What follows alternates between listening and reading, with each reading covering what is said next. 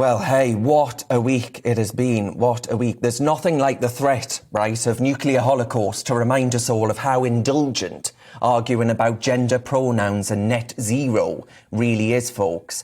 But if any part of you, any part at all, was frantically trying to work out how it is that Russia can stroll over a sovereign nation's border and bomb it, let me spell it out for you very simply. It's because President Putin has been preparing for this moment, building the fourth largest currency reserves in the world, despite only being the 11th largest economy in the world. Putin has been busy getting his country invasion ready and is wearing sanction-proof body armour.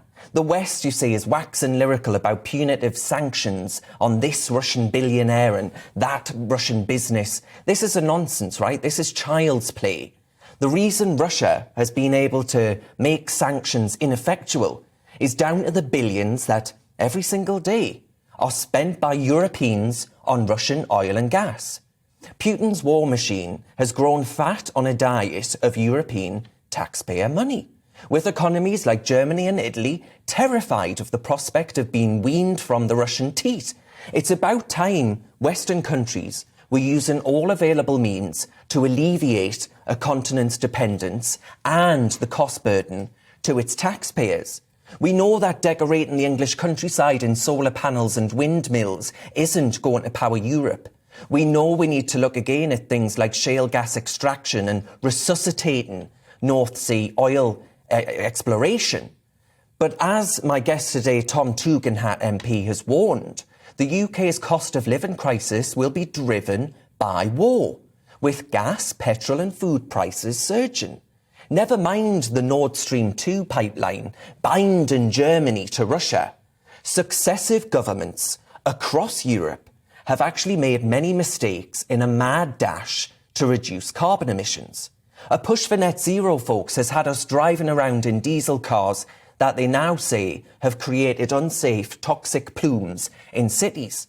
It had us burning, and this isn't a joke, by the way, it had us burning so-called renewable wood pellets that emit more carbon than the coal that we rushed to replace. But in the here and now, I think we ought to take and recognise how serious this is. Because I promise you, right, not one part of me regrets my vote for Brexit as Germany and Italy kowtow to Russia a little like Oliver Twist with his begging bowl saying, "Please, sir, can I have some more?" On bended knee, frankly. I can't believe when something is this serious, they say, "Oh, well, if only we had more wind turbines, we'd be able to tackle Russian aggression." I mean, what planet are you living on? This is cartoon. Governments that weren't in such a rush to capitulate to a middle-class activist base wouldn't implement policies that boost Putin's coffers and increase prices here at home. They would have invested a long time ago in nuclear plants, an energy source able to produce large amounts of energy and high-skill, high-wage jobs at home. Instead, folks, we have ginormous wind turbines and solar panel after solar panel, which is helpful to Chinese companies, but not much help for the great British consumer. We could have been exploring alternatives now as we wait for these new nuclear plants to come online. As the Prime Minister himself said in his 2012 Telegraph column, fracking, is glorious news for humanity. It doesn't need the subsidy of wind power. I don't know whether it'll work in Britain, but we should get fracking right away.